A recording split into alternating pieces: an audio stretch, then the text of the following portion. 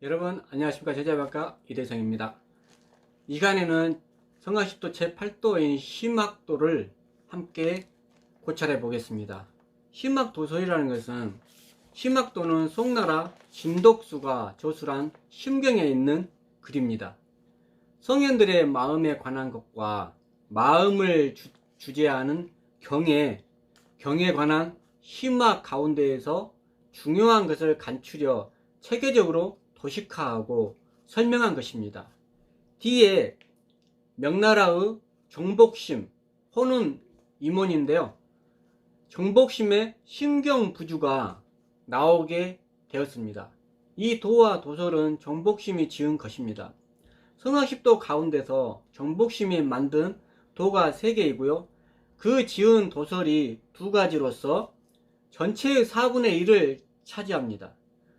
주자가 그린 도가 1개, 도설이 4개이니 숫자상으로는 같습니다. 태계 선생님이 평생 은거에서 산 원조 때의 정복심을 존경하고 또한 정복심이 지은 사서 장도의 영향도 상당히 많이 받았음을 알 수 있습니다. 심학도와 심학도설은 심경부주 제1장 앞에 실려 있습니다. 태계 선생께서는 신경을 신명처럼 우러러 보셨다고 하니 정복심의 영향을 많이 받은 심경부주를 읽기 시작하면서부터일 것이라고 생각합니다. 이만큼 태계 선생님은 정복심을 굉장히 많이 존경했던 것 같습니다. 여러분들께서도 아시다시피 태계학을 알려면 심학을 알아야 되고 공경경자 경학에 대해서 알아야 됩니다. 태계 선생님의 심학과 공경경자 경을 알면 태계 선생님의 학문의 깊이라든지 철학 체계를 사상을 어느 정도에 가늠할 수가 있습니다. 여러분들께서도 성악십도를 읽으면서 공부를 하면서 깊이 있게는 할 수는 없겠지만 조금 더 나아가서 심학과 경을 함께 같이 공부를 하시게 된다면 태계 선생님을 많이 이해할 수 있을 것이라 장담합니다. 그럼 바로 본문으로 들어가겠습니다. 이문정씨가 말하였습니다. 적자심은 욕심에 아직 어지럽혀지지 않는 양심이요, 인심은 곧 욕심에 눈뜬 마음이요, 대인심은 의리가 잘 갖추어진 본심이요, 도심은 곧 의리를 깨달은 마음입니다. 이 말들이 주역 검문원에서 볼 수가 있는데요. 무릇 대인은 천지와 그 덕을 합한다고 했습니다. 대인심이죠. 이것은 2가지 이 마음이 있는 것이 아닙니다. 실은 형기에서 발생되면 모두 인심이 없을 수 없게 되고 성명에 근원하면 도심을 이루게 되는 것입니다. 정일과 택집 이하의 것은 인용을 막고 천리를 보존하게 하는 공부 아닌 것이 없습니다. 신독 이하의 것은 인욕을 막는 점에 관한 공부인데 반드시 부동심에까지 이르러야 한다고 합니다. 부동심이라는 것은 맹자께서 말하는 부동심입니다. 부기가 마음을 음탕하게 하지 못하고 빈천이 마음을 바꾸게 하지 못하며 이무가 마음을 꺾지 못하게 되어 그 도가 밝아지고 덕이 세워짐을 알 수 있을 것입니다. 개수 이하의 것은 천리를 보존하는 점에 관한 공부인데 반드시 종심에까지 이르러야 힘이 곧 체이고 욕이 곧 용이며 체는 또한 도이고 용은 또한 의 관계를 가지면서 언행이 법도에 맞아서 생각하지 않고서도 이해하게 되고 힘쓰지 않고서도 절도에 맞음을 볼 수 있을 것입니다. 요컨대 공부하는 요령은 어디까지나 한결같이 경의 태도로부터 떠나지 않는 것입니다. 무릇 이 곧 체이고 여기 곧 용이며 체는 또한 도이고 용은 또한 의 관계를 가지면서 언행이 법도에 맞아서 생각하지 않고서도 이해하게 되고 힘쓰지 않고서도 절도의 맞음을 볼 수 있을 것입니다.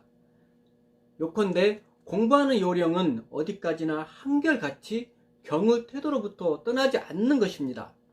무릇 마음이란 한 몸을 주재하는 것이고 경이란 또한 한 마음을 주재하는 것입니다. 배우는 사람들이 주일무적의 설이라든가 정제 엄수구 설과 저 마음을 수렴하고 항상 또렷한 정신 상태로 있어야 한다는 또렷한 정신 상태로 있어야 한다는 설을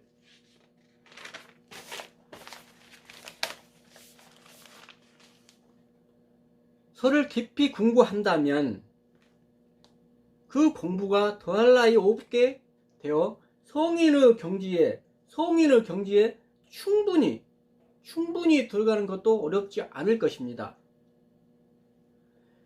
태계 선생님께서 말씀하셨습니다. 위의 것은 이문정씨가 성현들이 희막을 논한 유명한 말씀들을 모아놓은 것입니다.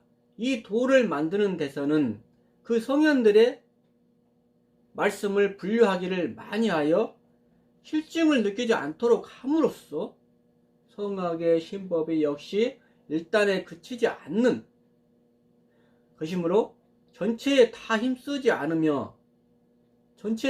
않으면 안 된다는 것을 보여주고 있습니다. 그 위로부터 아래로 배열한 것은 다만 깊고 얕은 점과 생소하고 익숙한 점을 들어 대체적으로 말한다면 이와 같다는 것일 뿐, 그 공부하는 과정에서 치지, 성의, 정심, 수심과 같이 선후 절차가 있음을 말하는 것은 아닙니다.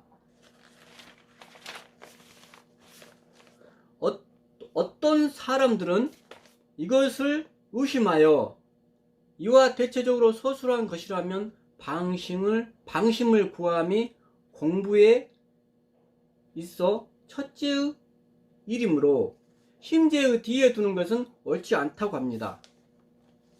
하지만 신이 가만히 생각해 보면 방심을 구함이란 얕은 정도로 말하면 진실로 제일 먼저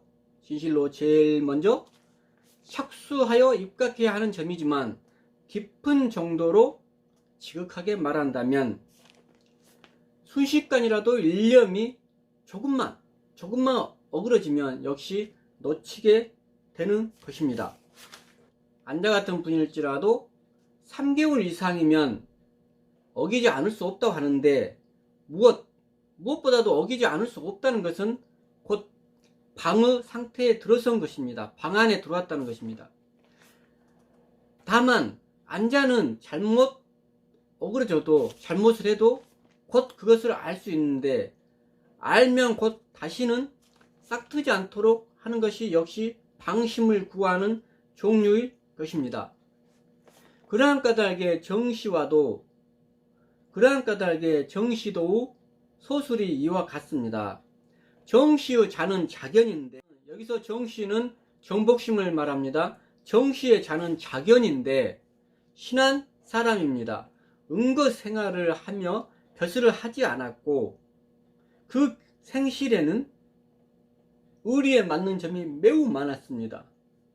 백발이 되어서는 경전의 연구에 깊은 이해가 있어 사서장도 3권을 지었습니다.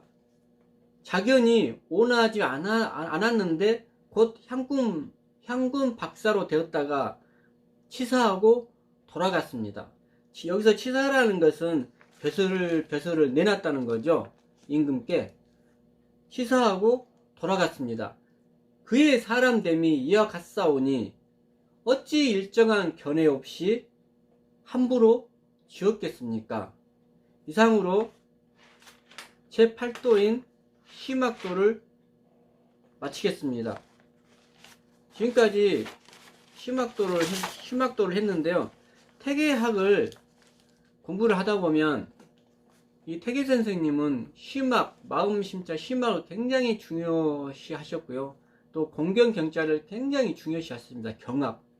그래서 이 심학과 경학을 어느 정도의 깊이를 탐구하다 보면 태계 선생님께서 무엇을 그렇게 추구하셨는지를 인간의 인류의 사람이 나아가야 할 방향, 이 모든 것을 태계 선생님께서는 제시하고 계십니다. 그래서 우리는 태계학에 대해서 태계 선생님 학문을 좀 더 깊이 있게 탐구하고 연구하고 더 많은 학자들이 태계를 연구하는 학자들이 나와야 된다고 저는 생각합니다. 여러분들께서도 태계 이황 선생님에 대해 조금이나마 이해가 가셨으리라 생각합니다. 이상으로 마치겠습니다. 감사합니다.